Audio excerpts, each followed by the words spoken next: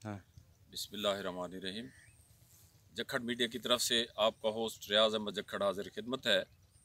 आज आपकी तवज्जो इस तरफ दिलाना चाहता हूँ कि हुकूमत के नाकिस इक़दामात की बदौलत ज़िला लिया में वसी और अरीज़ रकबा जो ज़रखेज़ है वो दरिया बुद्ध का शिकार हो रहा है।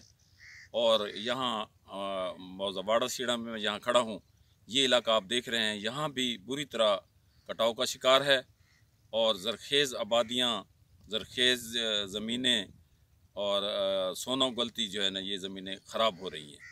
इनका बर वक्त तदारुक जो है वो सिपरबंद ही हैं और यहाँ की आपस की सियासी मुखालफत की वजह से सिपरबंद की तामीर नहीं हो रही। डिप्टी कमिश्नर इस पर खसूसी तवज्जो दें और इन हालात को समेटते हुए वो सिपरबंद तामीर कराएँ ताकि ये लोग महफूज हो जाएँ और इनकी कीमती अराज़ी बच जाए।